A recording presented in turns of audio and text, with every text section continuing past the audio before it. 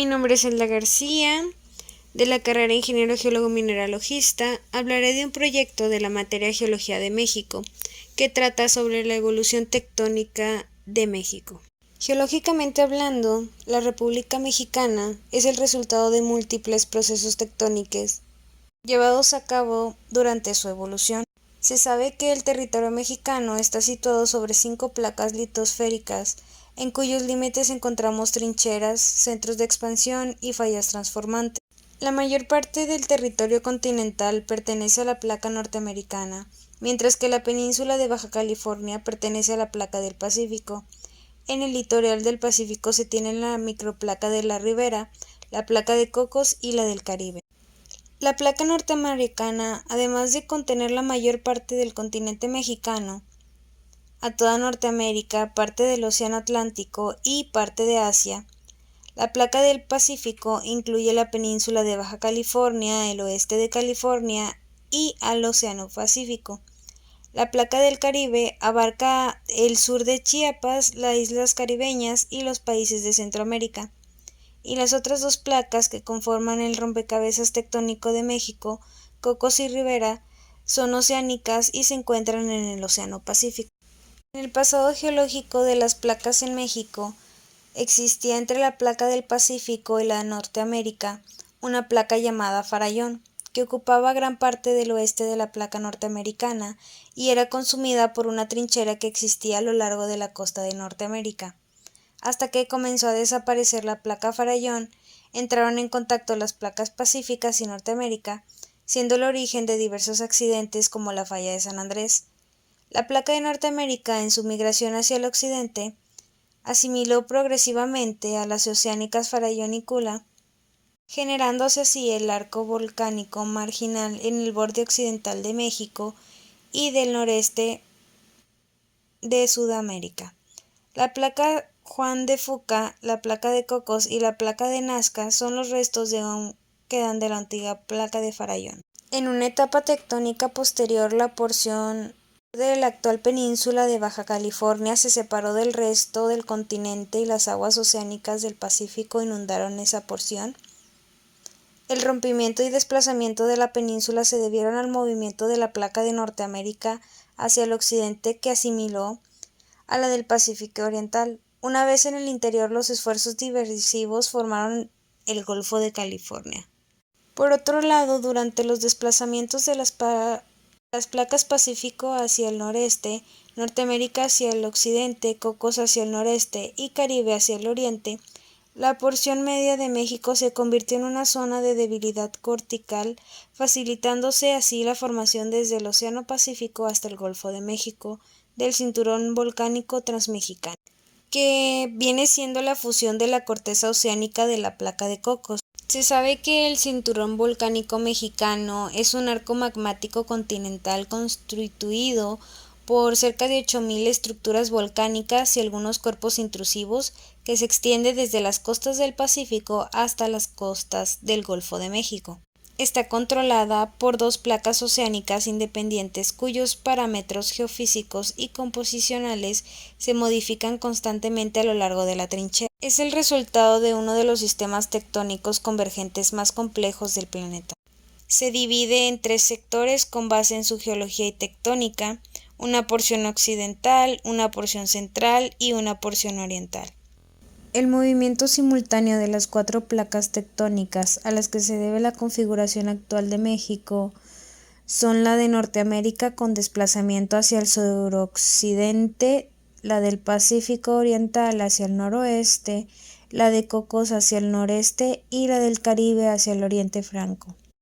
La placa del Pacífico se está moviendo con respecto a la placa norteamericana aproximadamente en dirección noroeste a lo largo de una serie de fallas transformantes que unen los centros de expansión, cuya actividad lentamente aleja este territorio del resto del país a una velocidad de 3.5 centímetros por año, por lo cual aproximadamente en 10 millones de años se convertirá en una isla.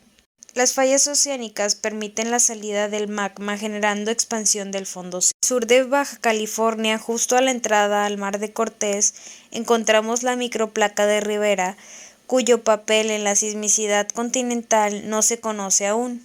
Los lineamientos magnéticos del fondo oceánico en esta parte muestran cómo aumenta a razón de unos 6 centímetros al año la separación entre la placa del Pacífico y la pequeña placa de Rivera localizada entre las zonas de fractura.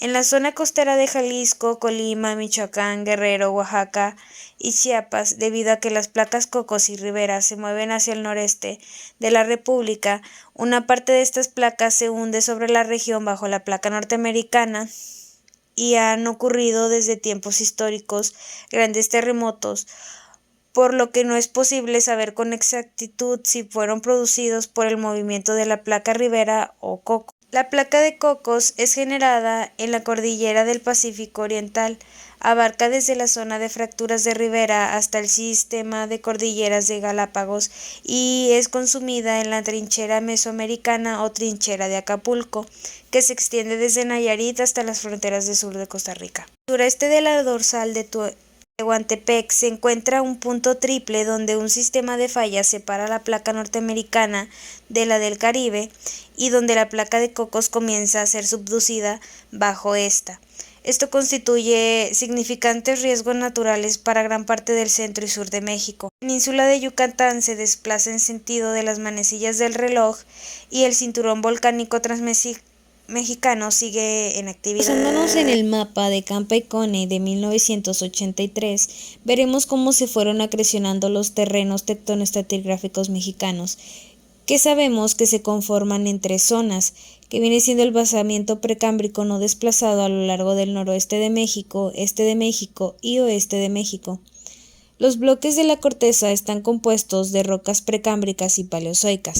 En este siguiente mapa se muestra, en primer lugar, que tenemos el bloque Coahuila al noreste de México, también el bloque Maya. Estos fueron acreciados hacia América por la orogenia Palancha y el Paleozoico tardío. Se presenta el terreno Chihuahua, que fue formado por un basamiento norteamericano.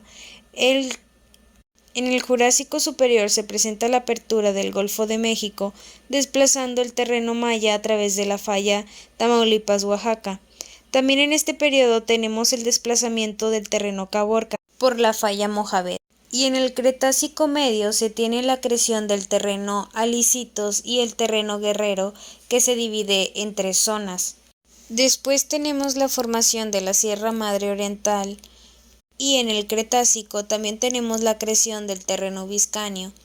En el Cretácico inferior tenemos la acreción de los terrenos Oaxaca, Mixteca y Juárez. En el Cretácico Cenozoico tenemos la formación de la Sierra Madre Occidental, que se asocia a la subducción de la placa Farallón por debajo de la placa de Norteamérica y la apertura del Golfo de California. Tiene un magmatismo que está caracterizado por imbritas que se debe a la placa en subducción. El terreno Jalapa es un complejo metal plutónico de origen desconocido y eras desconocidas. El cinturón volcánico mexicano se formó en 2 etapas. La primera es el Oligoceno. El cinturón volcánico mexicano se forma en 2 etapas.